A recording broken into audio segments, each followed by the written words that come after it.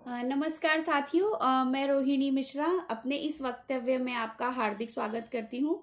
और मनीष मिश्रा सर जी का बहुत धन्यवाद करती हूँ कि उन्होंने मुझे यह मंच प्रदान किया कि मैं अपने जो भी मेरा ज्ञान है या फिर जो भी मेरी बातें हैं मैं आप लोगों के समक्ष प्रस्तुत कर सकूं। तो हम मना रहे हैं आज़ादी का अमृत महोत्सव। तो जब मैं बात आज़ादी की करती हूँ या आज़ादी के अमृत महोत्सव की बात करती हूँ तो मेरे दिमाग में मैं ये कह सकती हूँ कि बहुत सारे ऐसे वीर क्रांतिकारियों का नाम आता है जिनके बगैर हम आज़ादी की बात करना तो दूर, हम सोच भी नहीं सकते कि ऐसे वीर क्रांतिकारियों का नाम मेरे जहन में आता है। लेकिन जब अगर मैं दूसरे किसी ऐसे क्रांतिकारी का नाम लूँ जो क्रांतिकारी भी थे और जो सत्य को भी लेकर चलते थे, अहिंसा के दम पर जिन्होंने आज़ादी दिलाई, तो वो हैं मोहनदास करमचंद गांधी, आपके और हमारे प्यारे बापू, जो महात्मा गांधी के नाम से भी बहुत विश्वविख्यात व्यक्ति हैं। मतलब मैं ये कह सकती हूँ कि आज़ादी का अमृत महोत्सव गांधी जी के नाम के बगैर अधूरा है। तो उन्हीं को नमन करते हुए उन्हीं के विषय पर मैं अपना व्याख्यान आज का देने वाली हूँ और आप सभी से मैं उसी के विषय पर थोड़ी सी चर्चा करने वाली हूँ। महात्मा गांधी एक ऐसा व्यक्तित्व जिसे ऐसा व्यक्तित्व जिसने पूरी दुनिया पर राज किया। ऐसा कोई क्षेत्र नहीं होगा दुनिया का, देश का, जिसने महात्मा गांधी के विचारों को अपनाया नहीं होगा या महात्मा गांधी के विचारों से ओतप्रोत होकर के अपने जीवन में कुछ बदलाव नहीं किया होगा। या कुछ ना कुछ महात्मा गांधी जी के जीवन से कुछ ना कुछ बातें ऐसी ज़रूर हर व्यक्ति के जीवन में देखने को हमें मिल ही जाती है, जिससे महात्मा गांधी आज के परिप्रेक्ष्य में भी साक्षात अपने दर्शन देते हैं। तो साहित्य भी हमारा महात्मा गांधी से अछूता नहीं रहा है। साहित्य में भी ऐसे कई उपन्यास या कई कहानियां हमें देखने को मिल जाती है जहां पर हमें गांधी जी की झलक दिखाई पड़ती है। उसके बाद अगर मैं बात करूं सिनेमा की, जिसे आज की युवा पीढ़ी बहुत पसंद करती है, या कह दूं ऐसा कि जब से सिनेमा का जन्म हुआ है तब से लेकर के आज तक ऐसा कोई व्यक्ति नहीं हुआ है या फिर ऐसा कोई बच्चा नहीं है या युवा नहीं है या बुजुर्ग नहीं है जिसने कहीं ना कहीं कभी ना कभी कोई ना कोई फिल्म देखी ना हो। बेशक सी बात है, फिल्मों का जो असर है वो हमारी युवा पीढ़ी पर बहुत ही जोर शोर से पड़ता है। सिनेमा एक माध्यम होता है जो समाज में घटित होता है। सिनेमा उसे हूबहू दिखाने का प्रयास करती है, लेकिन आज सिनेमा जो है, जो परोस रहा है समाज में, वो कई हद तक मुझे अपने लेवल पर लगता है कि वो हमारे युवाओं के लिए सही नहीं है, क्योंकि युवा उस चीज़ों को देखने में समर्थ ही नहीं होते हैं कि सिनेमा आपको क्या सिखाना चाहता है। युवा बस उन्हीं कुछ फैशन, एंटरटेनमेंट, या मैं उनकी भाषा में कह लूँ तो बस इंजॉयमेंट का एक साधन बनता हुआ सिनेमा मुझे नज़र आ रहा है। और कई हद तक मुझे ऐसा लगता भी है कि सिनेमा का स्तर भी कहीं ना कहीं गिरता हुआ नज़र आ रहा है। तो जब मैं बात करती हूँ सिनेमा की, तो सिनेमा में गांधी जी कैसे अछूते रह सकते हैं या गांधी जी सिनेमा से कैसे अछूते रह सकते हैं, इस विषय पर भी थोड़ी सी चर्चा होनी ज़रूरी है। सिनेमा एक बहुत ही सशक्त विधा है। मतलब मैं कह सकती हूँ कि अपने आप में एक बहुत ही मजबूत चीज़ होती है सिनेमा, जो संपूर्ण जगत को अपने अंदर व्याप्त कर लेती है। संपूर्ण संसार को अपने अंदर व्याप्त करने की क्षमता सिनेमा रखता है और कहीं ना कहीं करता भी है। सिनेमा कई भाषाओं में बनती हैं, कई रूप रंगों में बनती हैं, कई तरीके से बनती हैं। पौराणिक कथाओं को लेकर, ऐतिहासिक कैरेक्टर्स को लेकर के, या फिर मैं कह दूं कि भावनाओं से ओतप्रोत मूवी, जिसे इमोशनल सेंटिमेंट्स, या फिर आजकल के युवा कहते हैं एक एंटरटेनमेंट का एक अलग ही नज़ारा जो देखने को आजकल मिलता है, उस परिवेश में भी अगर मैं बात करूं तो सिनेमा अपने आप में बहुत ही बदलता जा रहा है। और अगर मैं बात करूं साहित्य और सिनेमा की, तो साहित्य और सिनेमा ही समाज के दर्पण होते हैं। जिस तरीके से साहित्य समाज का दर्पण होता है, सिनेमा भी समाज का ही दर्पण होता है। साहित्य से हमें हर हम साहित्य को हम पढ़ लेते हैं, समझ लेते हैं, लेकिन उसी चीज़ को सिनेमा दिखाने का काम करता है।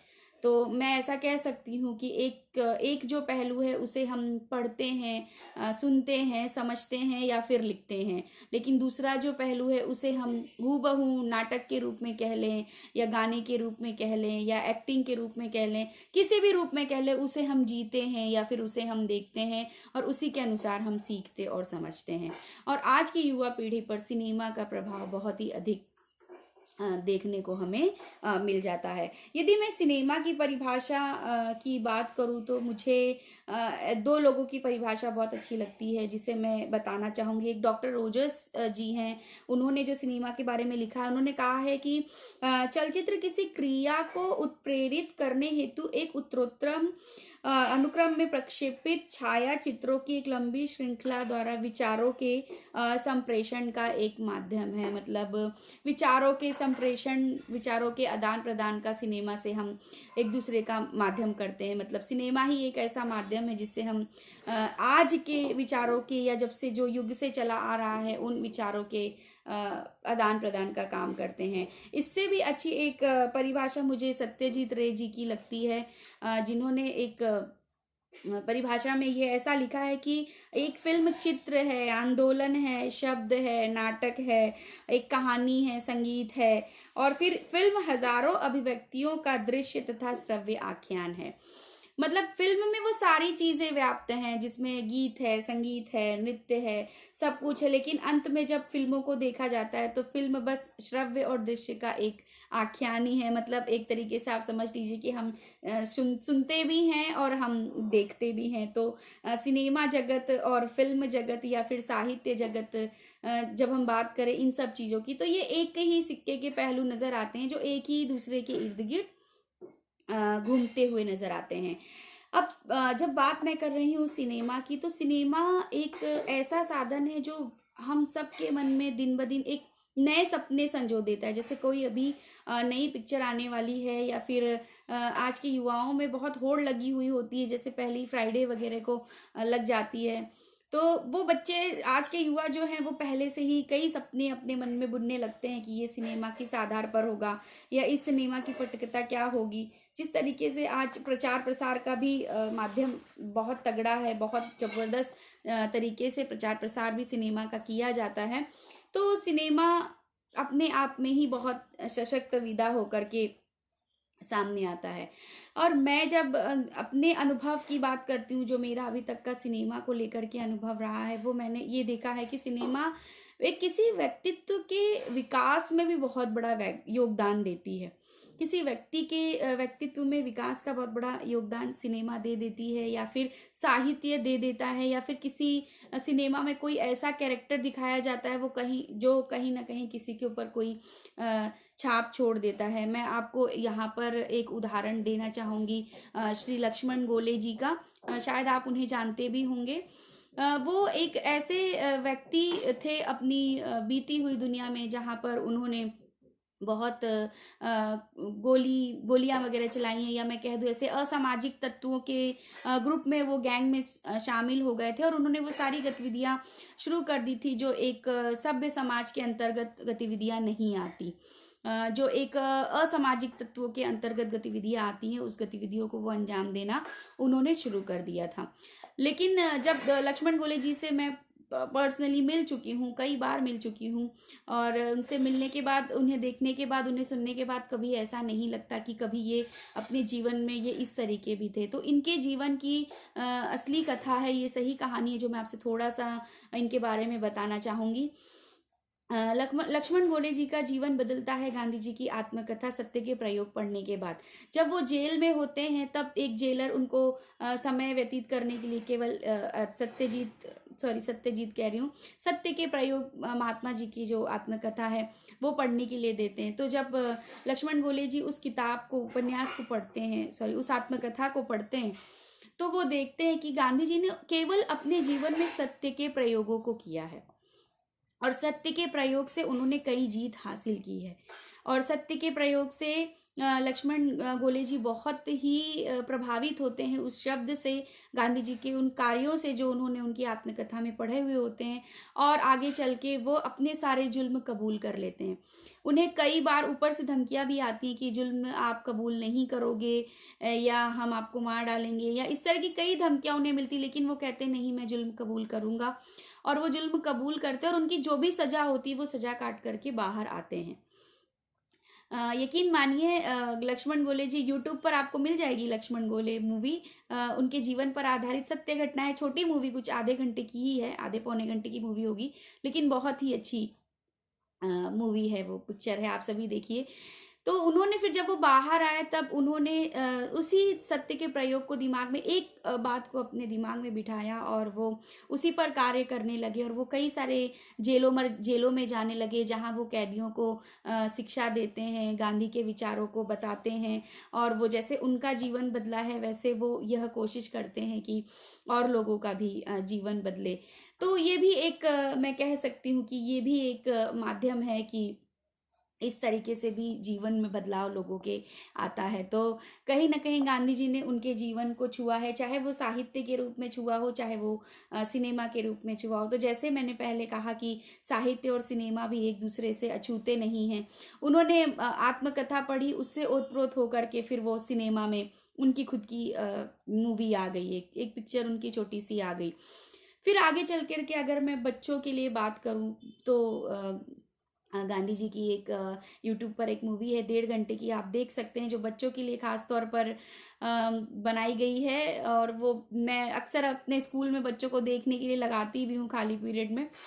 तो वो जो मूवी है, बापू ने कहा था सच बोलो, एक गाना भी है इस पर फेमस, कि बापू ने कहा था सच बोलो। उसमें सच बोलने को लेकर के दिखाया गया। उस पिक्चर में ऐसी कहानी दिखाई गई है कि एक बालक होता है जो झूठ बोलता है, पढ़ने नहीं जाता है, उसका बाप मुनीम होता है और वो गरीबों के पैसे ऐंठ लेता है, 25 को 125 कर देता है, हिसाब में गड़बड़ी करता है।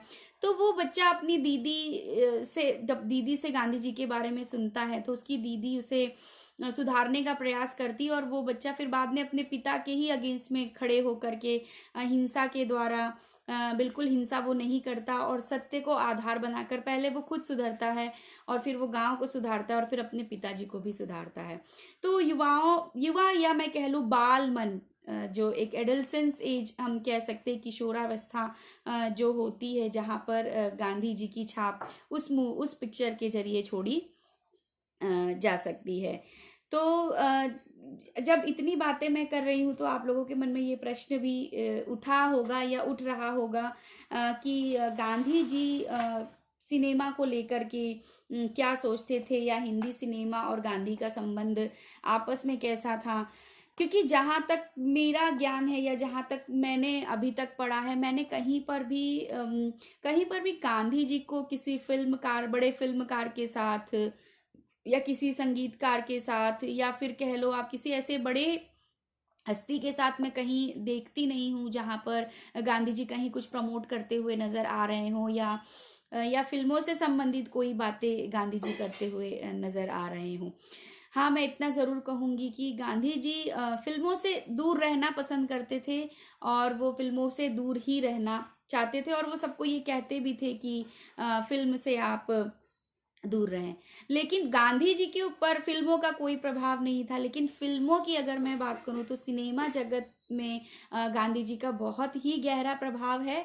और मुझे ऐसा लगता है कि अगर सिनेमा जगत गांधी जी को छोड़ भी देगा तो शायद पिक्चर बना ही नहीं पाएगा, क्योंकि गांधी जी ऐसे कोई शैक्षिक या ऐसे कोई नैतिक मूल्य नहीं है जहाँ पर गांधी जी नज़र नहीं आते। जैसा मैंने पहले ही व्याख्यान में आपसे कहा कि गांधी जी हर जगह हैं, कहीं ना कहीं किसी न किसी परिवेश में वो नज़र आ ही जाते हैं।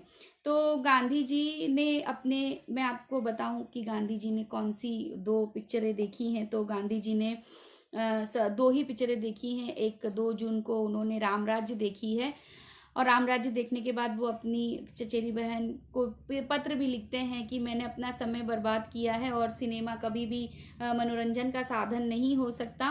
उसके अलावा उन्होंने मिशन टू मॉस्को देखी है।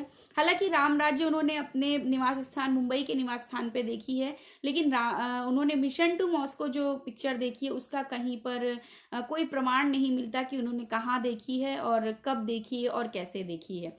तो प्रमाणित रूप से राम राज्य की जानकारी है, लेकिन मिशन टू मॉस्को उन्होंने देखी है, लेकिन उसकी पूरी प्रमाणिकता मेरे पास अभी नहीं है। तो मैं ऐसा कह सकती हूँ कि गांधी जी ने अपने पूरे जीवन काल में राम राज्य अधूरी ही देखी है और मिशन टू मॉस्को उन्होंने पूरी देखी है। तो अब गांधी जी के जो विचार थे सिनेमा को लेकर के मैं कुछ तथ्य लेकर के आई हूँ और उन तथ्यों पर ही मैं आपसे बात करूंगी, क्योंकि मैं नहीं चाहती कि कुछ गलत जानकारी आप लोगों के मध्य चले जाए।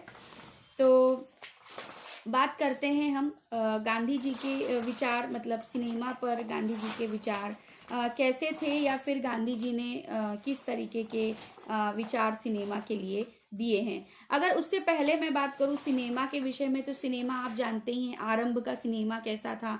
आरंभ में सिनेमा मूक था, उसमें कोई आवाज़ नहीं थी, कोई संगीत नहीं था, और बड़े बड़े दिग्गज वी शांताराम जैसे, आरदेशी रानी जैसे लोग आए जिन्होंने सिनेमा को बहुत बड़ा योगदान दिया। दादा बाबा साहेब फाल्के, आप सभी बहुत कुछ जानते हैं सिनेमा के विषय पर, इसलिए मैं सिनेमा के विषय पर इतना नहीं बोलूँगी, लेकिन मैं थोड़ा सा गांधी जी और सिनेमा को लेकर के बोलना पसंद करूँगी। मूक सिनेमा के बाद बोलता हुआ सिनेमा आता है, जो जिसमें संगीत आते हैं, गानों के लफ्ज़ बदल जाते हैं, और उसके बोलता हुआ सिनेमा राजा हरिश्चंद्र एक नाटक गांधी जी ने अपने बचपन में देखी थी, जिसमें माता पिता की सेवा दिखाई गई थी। गांधी जी नाटक के पक्ष में थे, वो ये कहते थे कि आप नाटक देखिए, क्योंकि नाटक से आप कुछ सीख सकते हैं, क्योंकि उन्होंने अपने निजी जीवन में राजा हरिश्चंद्र नाटक अपने बचपन में देखी थी, इसलिए वो नाटक को प्रोत्साहित करते हैं, लेकिन सिनेमा को वो कभी भी प्रोत्साहित नहीं करते हैं। तो और पहली जब मैं बात करूँ हिंदी की, आलम आरा जो पहली मूवी है वो रंगीन कह सकते हैं। 14 या 13 मार्च की, कुछ मेरे पास एग्जैक्ट डेट मुझे तो नहीं पता है, लेकिन हाँ मार्च महीने में ही आलम आरा की जो पहली भारतीय रंगीन सिनेमा है उसे मानी जाती है। और राजा हरीशचंद्र जी का जो रोल है वो इस मूवी में, जो पहली भारतीय फिल्म है, इसमें डीडी भापका जी ने निभाई थी। फिर उसके बाद बोलता सिनेमा, मूक सिनेमा और बोलता सिनेमा, आरंभ का सिनेमा। फिर हम आते हैं स्वतंत्रता के बाद के सिनेमा की तरफ। तो स्वतंत्रता के बाद का जो सिनेमा है उसमें संगीत को एक बहुत अलग आयाम दे दिए गए, संगीत को अलग ही स्तर दे दिया गया, जहाँ पर पॉप भी आ गए, रॉकिंग म्यूजिक भी आ गया, कई तरीके के रेमिक्सेस भी आ गए, पुराने गाने नए गाने मिलकर गाने बनने लगे, और कई तरीके की सिनेमा में बदलाव होता गया। मतलब जब मैं बात करूँ सिनेमा के आरंभ से लेकर के अभी तक के सिनेमा में कई बदलाव आते गए, और सिनेमा अपने आप में बदलता चला गया, जिसमें संगीत भी बदलते गए, कलाकार भी बदलते गए, पहनावे भी बदलते गए, पोशाक भी बदलते गए, वाणी और शब्दों और डायलॉग की मैं बात करूँ तो डायलॉग्स भी बदलते गए। अब तो बड़ी धड़ल्ले से गालियाँ भी सिनेमा में चलती, क्योंकि भूमंडली करण के बाद का ये सिनेमा है, जो आज़ादी के बाद का सिनेमा या स्वाधीनता के बाद के सिनेमा की अगर मैं बात करूँ तो शायद बहुत ही धड़ल्ले से गाली वगैरह भी सिनेमा में दिखाई जाती हैं, जो आज की युवा पीढ़ी के लिए आम बात हो सकती है। लेकिन मैं भी एक युवा हूँ, युवा से ही ताल्लुकात रखती हूँ, लेकिन मुझे अपने भारतीय समाज कहीं ना कहीं अगर इस तरीके के सिनेमा के पीछे पड़ा रहा तो ये भारतीय समाज के लिए सही में अच्छा नहीं होगा।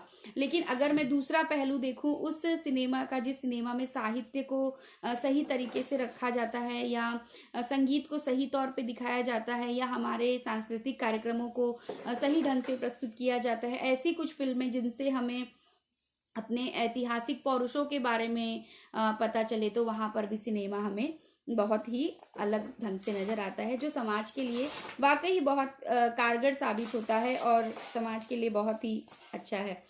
जब हम बात करें कि 15 अगस्त 1947 को जब भारत का विभाजन भी हुआ है, भारत आज़ाद भी हुआ है, उस समय भी कुछ फिल्में ऐसी बनी हैं जो उस विभाजन को दर्शाती, जैसे मेरे पास एक दो फिल्मों का नाम मैंने इस फिल्मों में निकाला है, जो जैसे कि आप ले लीजिए कि गर्म हवा ले लीजिए। गर्म हवा जो विभाजन के ऊपर मूवी दिखाई गई है। तो इस तरीके की फिल्में आर्देशिर ईरानी साहेब और श्याम बेनेगल जी जो हैं, जो अच्छी मूवी को लेकर के आते हैं, इन लोगों का अक्सर स्वागत होना चाहिए। लेकिन मुझे ऐसा लगता है कि आज के परिवेश में जो सिनेमा बन रहा है वो सिनेमा थोड़े स्तर उसका निचला हो गया, क्योंकि बोल भी कुछ सिनेमा के सही नहीं लगते। और आज की युवा पीढ़ी, आप जानते ही, मैं बार बार कह रही हूँ, युवा पीढ़ी का ही नाम आता है, क्योंकि आज का जो आधुनिक युग है वो कुछ अलग ही युग है, और ये हमारे भारत के लिए खतरे की निशानी है। क्योंकि गांधी जी के विचारों में सिनेमा कभी भी किसी का हित नहीं कर सकता है। सिनेमा हमेशा से ही लोगों के अहित में ही रहा है, ऐसा गांधी जी मांगते हैं। उन्होंने एक जगह कहा था कि हिंदी सिनेमा में भूमंडलीकरण, वैकल्पिक संस्कृति और स्त्री की सक्रियता भी बहुत मायने रखती है। मतलब उनका ये कहना था कि हर जगह जब सब आगे आ रहे हैं तो स्त्री भी आगे आनी चाहिए। लेकिन वो उनका ये कहना था कि सिनेमा में आगे आने का अर्थ ये नहीं हो गया कि आप उसको सिनेमा को बढ़ावा दें। मतलब उनका ये कहना था कि आप आगे आके रोकिए चीज़ों को, आप सिनेमा को बढ़ावा मत दीजिए, आप सिनेमा को देखिए। जैसे पहले पौराणिक कथाएं या पौराणिक देवी देवताओं को लेकर के पिक्चरें बनती थी, जैसे जय संतोषी माता आज भी हम सब देखते हैं, या जय वैष्णो माता हम सब आज भी फैमिली के साथ बैठकर देख सकते हैं। तो उसका दौर धीरे धीरे ख़त्म हुआ। फिर पहले जैसे सिनेमा बनाना मुश्किल था, उसी प्रकार हीरो हीरोइन का मिलना मुश्किल होता था, तो हीरो ही हीरोइन बनकर रोल प्ले करते थे। तो वो दौर बहुत अलग था। बीच का जो मध्यांतर का दौर था वो बहुत अलग था, और अभी का जो दौर है वो बहुत ही अलग है। और अब मैं अभी के दौर की ही बात कर रही हूँ कि अभी का दौर थोड़ा सा मुझे लगता है कि इस पर गहन विचार करने की ज़रूरत है, क्योंकि आज जो गांधी जी की बातें सिनेमा को लेकर के कही गई हैं वो कहीं ना कहीं सत्य साबित हो रही हैं। अब गांधी जी के बारे में आप सब लोग बहुत कुछ जानते हैं कि वो बचपन कैसा बीता। वो बैरिस्टर थे, युवा राजनीतिज्ञ थे, अहिंसा के पुजारी थे, सत्य के पुजारी थे, और बहुत सी ऐसी चीज़ें उन्होंने अपने जीवन में की है जो आप और हम बहुत अच्छे तरीके से जानते हैं। मानव से महात्मा बनने का अगर मैं सफ़र गांधी जी की बात करूँ तो मानव से महात्मा बनने का सफ़र भी बड़ा रोचक रहा है उनका। जब वो साउथ अफ्रीका जाते हैं और वो ट्रेन से धक्का दे दिए जाते हैं, उसके बाद उनका जो आंदोलन शुरू होता है, उसी आंदोलन के बाद धीरे धीरे धीरे वो आगे बढ़ते हैं। कई गिरफ्तारी उनकी होती है, और गिरफ्तारी के बाद कई मुख्य और प्रमुख आंदोलन वो करते हैं, और गांधी जी एक अलग ही गांधी बापू के रूप में हमारे सामने प्रकट होते हैं। अब मैं बात करूंगी कि गांधी के सिनेमा संबंधी विचार क्या थे, जिस पर मैं काफ़ी देर से बोलना चाहती हूँ। तो गांधी जी के मैं कुछ तथ्यों को लेकर के बैठी हूँ, जहाँ पर मैंने कुछ तथ्यों को निकाला है, जहाँ पर गांधी जी से पूछा गया है कि निजी तौर पर आपको सिनेमा कैसा अच्छा लगता है। तो निजी तौर पर गांधी ने यंग इंडिया के पाठकों के सामने अपने विचार व्यक्त करते हुए कहा है कि ये वासनाओं को भड़काने वाले थिएटर, सिनेमा आदि का बिल्कुल त्याग कर देना चाहिए। ये गांधी जी की विचार हैं सिनेमा को लेकर के। दूसरी एक जगह उन्होंने कहा है, मुंबई की एक सार्वजनिक सभा में महात्मा गांधी जी भाषण देते हैं, और भाषण देते वक्त वो कहते हैं कि सिनेमाओं, नाटक घरों और शराब खानों को तिलांजलि देनी होगी और सभी दुर्गुणों का परित्याग करना होगा। गांधी जी ऐसा मानते थे कि हमें अपने समय देश सेवा और आत्मनिर्भर होना चाहिए। मतलब उन्होंने हमेशा खादी कपड़ों को बुनना, सूत काटना, किसानी करना, अपने देश के संस्कृति को आगे बढ़ाना, इस विषय पर उन्होंने रुचि ली। लेकिन उन्होंने सिनेमा को लेकर के कभी कोई रुचि नहीं ली। उन्हें ऐसा लगता है कि हम प्रकृति की गोद में बैठे हुए, तो हमें प्रकृति प्रेमी होना चाहिए, क्योंकि हमारा भारत बहुत ही गौरवान्वित देश है। हमारे भारत को सोने की चिड़िया कहा भी गया है और कहा जाता भी है। तो अपने जीवन में भारत की जो पृष्ठभूमि आदि, सनातन धर्म की जो व्याख्या की गई है, या फिर जो जिसका आदि नहीं है, जिसका अंत नहीं है, ऐसे भारत समाज की जो कहाँ से है कहाँ तक जाएगा कुछ पता नहीं, वहाँ से लेकर के भारत के कई समाजों को लेकर के बात की जाती है। तो गांधी जी ने हमेशा यही कहा है कि ये सिनेमा जो होती है ये एकाग्रता को ख़त्म करती है। एक जगह गांधी जी कहते हैं कि मुझे तो ऐसा लगता है कि सिनेमा एकाग्रता और साहस और धैर्य को ख़त्म करता है, और सिनेमा से बिल्कुल हट जाना बहुत सही होगा, क्योंकि एक जगह वो ये भी कहते हैं कि आज के युवाओं के लिए सिनेमा से हट पाना इतना आसान नहीं है। तो वो बात उन्होंने अपने, जब वो थे उन्होंने अपने ज़माने में कही थी, लेकिन उनकी जब मैं गहराई से गहन अध्ययन करती हूँ तो मैं देखती हूँ कि गांधी जी की वो बातें मुझे अपने आज के परिवेश में बहुत सत्य होती हुई नज़र आती हैं, कि इतनी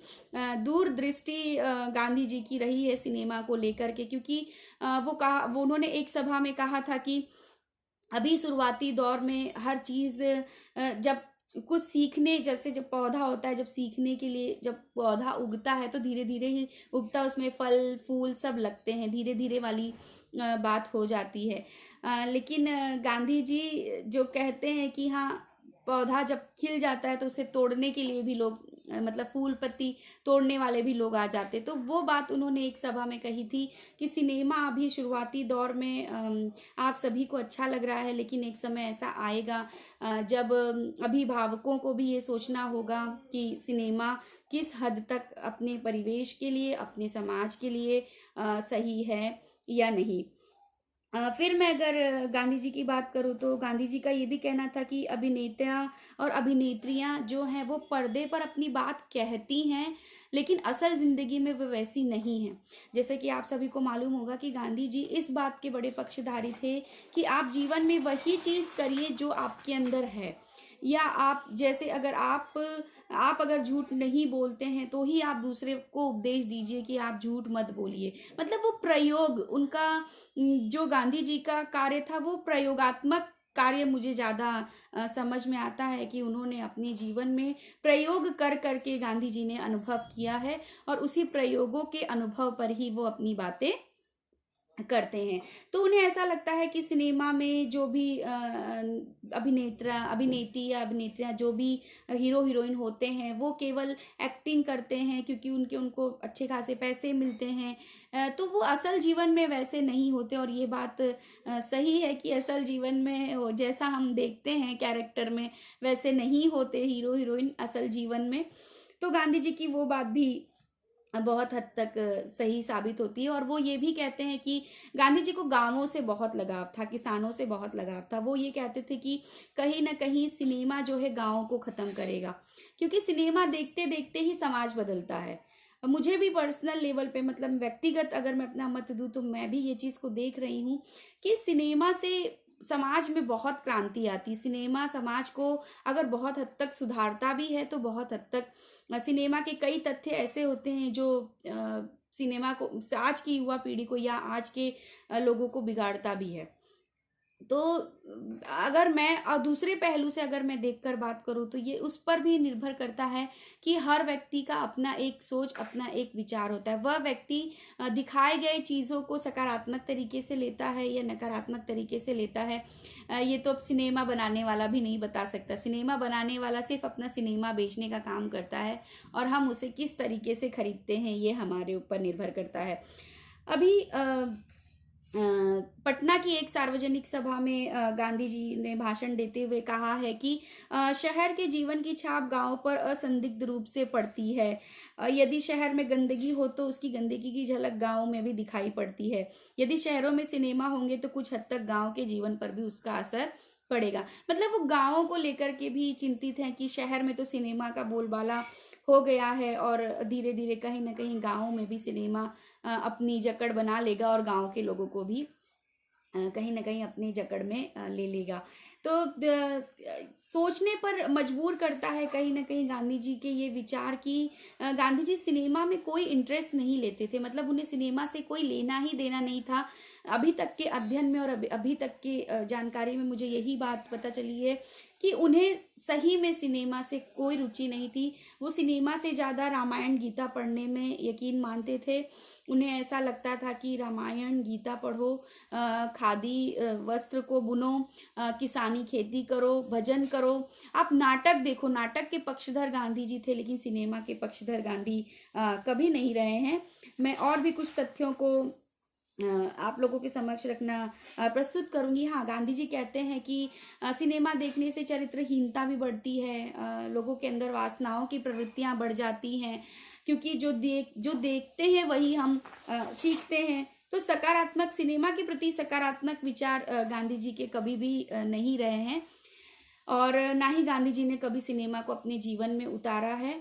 आगे चलकर गांधी जी एक जगह ये भी कहते हैं कि ये आपकी अपनी मर्जी है कि आप किसे चुनते हैं, लेकिन अगर मुझसे मुझसे मुझसे मेरा निजी अनुभव पूछा जाएगा तो मैं सिनेमा को कभी बढ़ावा नहीं दूंगा। अब मैं बात करूं गांधी और फिल्मकार की, तो जैसे ही मैं आपसे कह रही थी कि बड़े बड़े जो फिल्मकार, जो अभिनेता नेता, कभी मुझे कोई गांधी जी के इर्द गिर्द नज़र नहीं आता। तो गांधी जी के इर्द गिर्द जैसे कोशिश की थी, चार्ली चैपलिन जी लंदन में गांधी जी से मिले थे, आरदेशीर ईरानी जी भी मिले थे, वी शांताराम जी भी मिले थे। वो चाहते तो गांधी जी के साथ अपने साथ लेकर के, गांधी जी को उन्होंने प्रस्ताव भी दिया था कि आप आइए हमारे फिल्मों को प्रमोट करिए, क्योंकि हमने आपके विचारों को लेकर के फिल्म बनाई है। लेकिन गांधी जी कभी उसके पक्षधर या उसके समर्थक नहीं रहे हैं। तो इस तरीके से गांधी जी को तो सिनेमा पे कोई इंटरेस्ट नहीं था। लेकिन हाँ प्रिय साथियों, मैं आपसे एक बात ज़रूर कहना चाहूँगी कि सिनेमा पे गांधी जी का बहुत ही गहरा प्रभाव हमें आज भी देखने को मिलता है। सिनेमा में ऐसी बहुत सी फिल्में हैं जो गांधी जी के विचारों को लेकर के बनाई गई हैं। आप संशोधन पिक्चर शुरुआती दौर में देख लीजिए। संशोधन में एक स्त्री की बात की गई है, दलित को आगे लाने की बात की गई है। फिर सहिष्णुता, सत्य, अहिंसा, इन सारे मुद्दों पर जो इन सारे ही मुद्दों से गांधी जी को, जो सारे मुद्दे हैं गांधी जी के, जो थॉट प्रोसेस है, उन पर कई सारी फिल्में बनी हैं। जैसे हे राम, मैंने गांधी को नहीं मारा, गांधी माय फादर। फिर रिचर्ड एटनबरो में 1982 में गांधी मूवी बनाई थी, जिसके पास 8 ऑस्कर जैसे पुरस्कार उन्होंने जी, 1 ऑस्कर पुरस्कार, 8 बहुत ही दिग्गज पुरस्कार उन्होंने जीते हैं। फिर गांधी जी के परिवेश में एक पिक्चर में मुझे भी पर्सनल लेवल पर बहुत अच्छी लगती है, संजय दत्त की, जो लगे रहो मुन्ना भाई दिखाता है, जिसमें वो आज के युवाओं के लिए बहुत ही एक गांधीगिरी, एक नया शब्द आया, मार्केट के चलन में आ गया, जो आया है उस फिल्म से, गांधीगिरी। तो उसमें वो किस तरीके से लोगों को बदलता है, वो एक बदमाश व्यक्ति होता है, और उसका वो किस तरीके से गांधीगिरी का ही इस्तेमाल करके लोगों का जीवन वो बदल देता है, और बहुत ही रोचक ढंग से बदलता है। अंत में वो भी सत्य के प्रयोगों को ही अपना करके आगे बढ़ता है। तो इस तरीके से जब गांधी और सिनेमा की जब मैं बात करती हूँ, तो मुझे गांधी जी के अंतर्गत कोई भी सिनेमा के प्रति रुचि नज़र नहीं आती, और ना ही गांधी जी ने कभी अपने जीवन में सिनेमा को कभी कोई स्थान दिया है। लेकिन हाँ, जब मैं बात सिनेमा की करती हूँ, तो सिनेमा के अंतर्गत गांधी जी हर जगह नज़र आते हैं।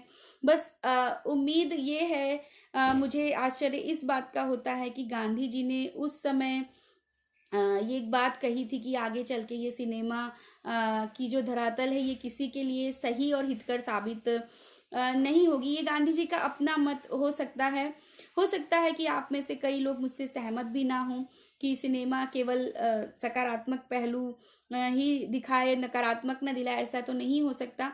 लेकिन मैं बात कर रही हूँ आज के सिनेमा की। अभी तक के सिनेमा में, जब सिनेमा का जो शुरुआती दौर था, जहाँ पर पौराणिक कथाएं, सांस्कृतिक, जिस सिनेमा से हम अपने साहित्य को सीख सके, जिस सिनेमा से हम संस्कारों को सीख सके, या ऐसा सिनेमा जिससे हम किसी को कुछ दे सके, वो सिनेमा हमारे लिए हितकर साबित हो सकता है। लेकिन आज के दौर में किसी से ये बात अछूती नहीं है, या किसी से ये बात अनजान नहीं है कि आज का सिनेमा हमारे भारत में क्या परोस रहा है। मैं ये नहीं कहूँगी कि सारी ही फिल्में अच्छी नहीं होती या कहानी अच्छी नहीं होती, लेकिन अब जो एक ट्रेंड कह सकते, जो आज की लैंग्वेज में आज के युवा कहते हैं ना, ट्रेंड चल चुका है, जो जैसे आप देखेंगे कई सारे ऐसे नेटफ्लिक्स या अमेजोन या ऐसे कई सारी चीज़ें मैं देखती हूँ, मुझे तो कईयों के नाम भी नहीं पता है, जब मैं देखती हूँ तो बच्चे अलग दुनिया में हैं। आजकल के बच्चों की दुनिया भी अलग है, क्योंकि गालियाँ धड़ल्ले से सिनेमाओं में गालियाँ दी जा रही हैं, नग्नता दिखाया जा रहा है, वासनाओं को परोसा जा रहा है, जहाँ मुझे पर्सनली व्यक्तिगत स्तर पर मुझे ऐसा महसूस होता है कि यह हमारे भारतीय समाज के लिए कतई भी सही नहीं है। और गांधी जी अपने सिनेमा को लेकर के जो गांधी जी के विचार थे, उस समय की सिनेमा को देखते हुए मुझे गांधी जी के विचार लगता है कि वो थोड़ा अधिक सोचते हैं। लेकिन जब मैं आज के परिवेश में गांधी जी को पढ़ती हूँ या गांधी जी के विचारों को सिनेमा के संबंध में देखती हूँ, तो मुझे ऐसा लगता है कि गांधी जी आज के लिए, आज के सिनेमा के लिए बहुत ही प्रासंगिक हैं, और आज की सिनेमा के लिए ही शायद वो बात कर रहे थे। अभी अंत में एक बात और मैं कहना चाहूँगी आप लोगों से कि सिनेमा की जब इतनी सारी बातें हो रही हैं, गांधी जी की इतनी सारी बातें हो रही हैं, आज़ादी के अमृत महोत्सव की इतनी सारी बातें हो रही हैं, तो मेरा भी आप लोगों से एक आह्वान है कि आप लोग भी अपने अपने स्तर पर, अपने अपने समाज में, अपने अपने जगहों पर अगर आप लोग ऐसे कोई कार्यक्रम सिनेमा को लेकर के या सिनेमा साहित्य को लेकर के करें, जिससे आज की युवा पीढ़ी को थोड़ा समझाया जा सके, या कुछ ऐसे आंदोलन हमारे समाज में अगर हम सब मिलकर कर सके, जहाँ पर हम ऐसा निवेदन करें कि ऐसा कुछ हमें पड़ोसी समाज में कि जिससे हम किसी के लिए मिसाल कायम कर सके या किसी के लिए कुछ बन सके। क्योंकि जो बातें हमारे साहित्य दर्पण में या हमारे समाज के दर्पण में शामिल होती ही नहीं है, जो शामिल की ही नहीं जा सकती, उसे हम बड़े धड़ल्ले से देख रहे हैं और सुन रहे हैं और उसको समझ भी रहे हैं, लेकिन हम आवाज़ नहीं उठा रहे हैं। तो कहीं ना कहीं आज की युवा पीढ़ी भी भ्रमित है, और हमें भी कहीं ना कहीं भ्रमित किया ही जाता है। और साहित्य जो है वो, साहित्य और सिनेमा, मैंने आपसे पहले भी कहा है कि समाज का एक दर्पण है, और इस दर्पण को हम सीधे तौर से देखते हैं तो बहुत कुछ देखने को मिलता है, लेकिन अगर इस दर्पण को हम सही कसौटी पर उतारें तो इस दर्पण में भी कई दाग हैं, और उस दाग को दूर करना हमारा और आपका ही परम कर्तव्य है। और गांधी जी जैसे व्यक्तित्व वाले व्यक्ति जब बात इस तरीके की कहते हैं, तो भले ही हम उस बुद्धिमत्ता के स्तर के शायद नहीं हो पाते हैं कि हम इतने महान व्यक्तियों की बातों को इतनी जल्दी से और इतनी आसानी से समझ सकें, या मेरे अंदर अभी उतनी बुद्धिमत्ता या फिर मैं कह लूँ वो कैपेसिटी शायद नहीं होगी कि गांधी जी के हूबहू उन विचारों को मैं आपके सामने प्रस्तुत कर सकूं या आपको मैं बता सकूं। लेकिन जितना भी मैं समझ पाई हूँ, जितना भी मेरा अनुभव है, मैं यही जानती हूँ कि गांधी जी ने कभी सिनेमा के पक्षधर वो नहीं रहे हैं, और गांधी जी ने हमेशा ही सिनेमा को समाज के लिए घातक बनाया है। किसी व्यक्ति के लिए उन्होंने हमेशा कहा है कि सिनेमा कभी कुछ सिखा नहीं सकता, सिवाय बिगाड़ने के कुछ बना नहीं सकता। ये उनका व्यक्तिगत मत था। लेकिन आज के दौर में अगर मैं देखूं कुछ सिनेमाओं को लेकर के, तो गांधी जी का यह मत मुझे 100% सही नज़र आ रहा है, क्योंकि किसी भी देश का भविष्य उसका युवा पीढ़ी होता है। और मुझे इस बात की बहुत चिंता है कि हमारा युवा पीढ़ी कहीं ना कहीं, माध्यम चाहे जो भी हो, लेकिन कहीं ना कहीं किसी न किसी रूप में, कहीं ना कहीं, किसी न किसी परिवेश में, चाहे वो नशे की लत हो, चाहे वासनाओं की लत हो, चाहे बड़ों का आदर ना करने की बात हो, या अपनी शिक्षा की तरफ ध्यान ना देने की बात हो, या झूठे मूठे के परपंच या फैशन में फंसे रहने की बात हो, तो कहीं ना कहीं ये सब चीज़ें सिनेमा से देखने को मिलती है, जहाँ पर दादा के कंधे पर पोता हाथ रख करके हाय हैंडसम जैसी बातें बोलने लगता है, या फिर माँ को बेटी नाम लेकर बुलाने लगती है, और पापा पा हो जाते हैं, भाई ब्रो हो जाता है, और माँ मॉम हो जाती है। तो शब्दों की भी अपनी एक अलग गरिमा होती है, और आजकल के सिनेमा में शब्द भी बड़े ही धड़ल्ले से जो परोसे जा रहे हैं, वो आपसे छुपा नहीं है। तो इतनी सब कुछ बातें, जो मेरा ज्ञान था, मैंने आपके सामने प्रस्तुत की है। इसके अलावा अगर मेरी मुझसे कोई भी त्रुटि हुई होगी, तो आप सभी से हाथ जोड़कर मैं विनती करती हूँ कि आप मेरी त्रुटियों पर ध्यान ना दें। जो मेरा अनुभव था, जो मेरा ज्ञान था, मैंने आप लोगों के साथ साझा किया है। चलते चलते फिर से मनीष मिश्रा सर का मैं बहुत ही धन्यवाद देना चाहूँगी, और मैं अकादमी का भी बहुत धन्यवाद देना चाहूँगी कि उन्होंने इस तरीके का एक मंच हम लोगों को प्रदान किया है, कि हम अपनी बातों को आप लोगों के समक्ष बोल सकें और आप लोगों के सामने आकर के हम बातों को कर सकें। और अंत चलते चलते बस यही कहना चाहूँगी कि गांधी जी आज के युग के मुझे प्रासंगिक लगते हैं सिनेमा के संदर्भ में। आप मुझे ज़रूर बताइएगा कि आपको मेरा ये व्याख्यान कैसा लगा, और अगर इसमें आपको कोई नई जानकारी मिलती है या आप इसमें कुछ अच्छी तरीके से जानते हैं जो आप मुझे बताना चाहते हैं या मुझ तक पहुंचाना चाहते हैं, क्योंकि मैं और भी बहुत कुछ सिनेमा के बारे में सीखना चाहती हूँ, सिनेमा और साहित्य और गांधी जी को लेकर के और भी बहुत सारी जानकारियों को इकट्ठा करना चाहती हूँ। तो अगर आपके पास कुछ भी हो तो आप मुझे अवश्य बताइएगा। अंत में सत्यमेव जयते। नमस्कार मेरे सारे प्यारे साथियों, धन्यवाद।